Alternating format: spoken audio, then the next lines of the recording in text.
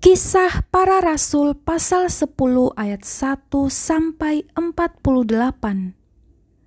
Petrus dan Kornelius. Di Kaisarea ada seorang yang bernama Kornelius, seorang perwira pasukan yang disebut pasukan Italia. Ia saleh, ia serta seisi rumahnya takut akan Allah, dan ia memberi banyak sedekah kepada umat Yahudi dan senantiasa berdoa kepada Allah. Dalam suatu penglihatan, kira-kira jam 3 petang, jelas tampak kepadanya seorang malaikat Allah masuk ke rumahnya dan berkata kepadanya, "Kornelius." Ia menatap malaikat itu dan dengan takut ia berkata, "Ada apa, Tuhan?" Jawab malaikat itu, "Semua doamu dan sedekahmu telah naik ke hadirat Allah dan Allah mengingat engkau. Dan sekarang, suruhlah beberapa orang ke Yope untuk menjemput seorang yang bernama Simon dan yang disebut Petrus. Ia menumpang di rumah seorang penyamak kulit yang bernama Simon yang tinggal di tepi laut." Setelah malaikat yang berbicara kepadanya itu meninggalkan dia, dipanggilnya 2 orang hambanya beserta seorang prajurit yang saleh dari orang-orang yang selalu bersama-sama dengan dia. Dan sesudah ia menjelaskan segala sesuatu kepada mereka, ia menyuruh mereka ke Yope. Keesokan harinya, ketika ketiga orang itu berada dalam perjalanan dan sudah dekat kota Yope, kira-kira pukul 12 tengah hari, naiklah Petrus ke atas rumah untuk berdoa. Ia merasa lapar dan ingin makan, tetapi sementara makanan disediakan, tiba-tiba rohnya diliputi kuasa ilahi. Tampaklah olehnya langit terbuka dan turunlah suatu benda berbentuk kain lebar yang bergantung pada keempat sudutnya yang diturunkan ke tanah. Di dalamnya terdapat pelbagai jenis binatang berkaki 4, binatang menjalar dan burung. Kedengaranlah olehnya suatu suara yang berkata, "Bangunlah, hai Petrus, sembelilah dan makanlah." Tetapi Petrus menjawab, "Tidak, Tuhan, tidak, sebab aku belum pernah makan sesuatu yang haram dan yang tidak tahir." Kedengaran pula untuk kedua kalinya suara yang berkata kepadanya, "Apa yang dinyatakan halal oleh Allah, tidak boleh engkau nyatakan haram." Hal ini terjadi sampai 3 kali, dan segera sesudah itu terangkatlah benda itu ke langit. Petrus bertanya-tanya di dalam hatinya, apa kiranya arti penglihatan yang telah dilihatnya itu. Sementara itu, telah sampai di muka pintu orang-orang yang disuruh oleh Kornelius dan yang berusaha mengetahui di mana rumah Simon. Mereka memanggil seorang dan bertanya, apakah Simon yang disebut Petrus ada menumpang di rumah itu.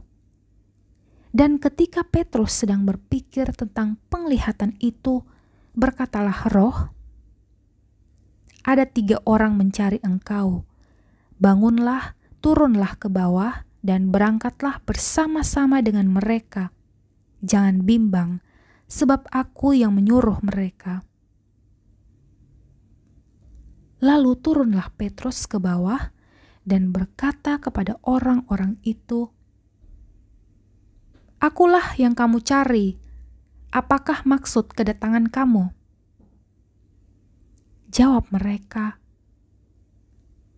"Kornelius, seorang perwira yang tulus hati dan takut akan Allah dan yang terkenal baik di antara seluruh bangsa Yahudi, telah menerima pernyataan Allah dengan perantaraan seorang malaikat kudus, supaya ia mengundang engkau ke rumahnya dan mendengarkan apa yang akan kau katakan.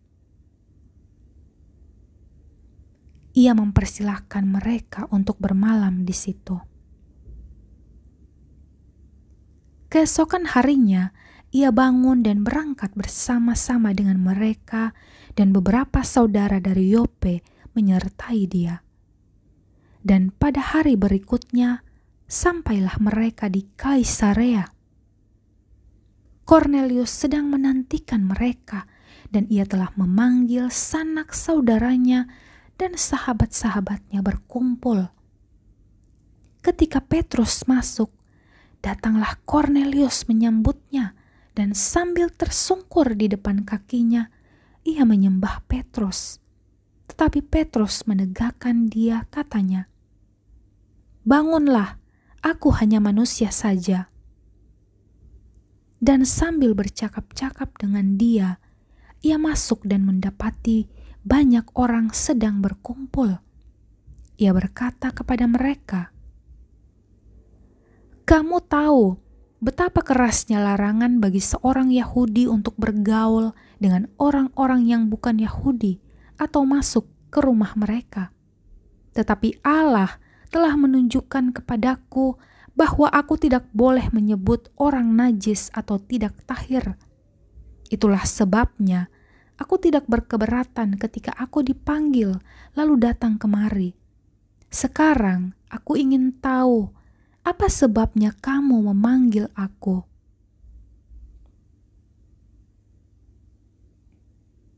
Jawab Kornelius, 4 hari yang lalu, kira-kira pada waktu yang sama seperti sekarang, yaitu jam 3 petang, aku sedang berdoa di rumah. Tiba-tiba ada seorang berdiri di depanku, pakaiannya berkilau-kilauan, dan ia berkata, "Kornelius, doamu telah didengarkan Allah dan sedekahmu telah diingatkan di hadapannya. Suruhlah orang ke Yope untuk menjemput Simon yang disebut Petrus. Ia sedang menumpang di rumah Simon, seorang penyamak kulit yang tinggal di tepi laut. Karena itu, segera kusuruh orang kepadamu dan dengan senang hati engkau telah datang. Sekarang kami semua hadir di sini di hadapan Allah untuk mendengarkan apa yang ditugaskan Allah kepadamu." Lalu mulailah Petrus berbicara kepadanya, katanya, "Sesungguhnya aku telah mengerti bahwa Allah tidak membedakan orang. Setiap orang dari bangsa manapun yang takut akan Dia dan yang mengamalkan kebenaran berkenan kepadanya. Itulah firman yang ia suruh sampaikan kepada orang-orang Israel, yaitu firman yang memberitakan damai sejahtera oleh Yesus Kristus yang adalah Tuhan dari semua orang. Kamu tahu tentang segala sesuatu yang terjadi di seluruh Yudea, mulai dari Galilea, sesudah baptisan yang diberitakan oleh Yohanes, yaitu tentang Yesus dari Nazaret, bagaimana Allah mengurapi dia dengan Roh Kudus dan kuat kuasa, dia yang berjalan berkeliling sambil berbuat baik dan menyembuhkan semua orang yang dikuasai iblis, sebab Allah menyertai dia. Dan kami adalah saksi dari segala sesuatu yang diperbuatnya di tanah Yudea maupun di Yerusalem, dan mereka telah membunuh dia dan menggantung dia pada kayu salib.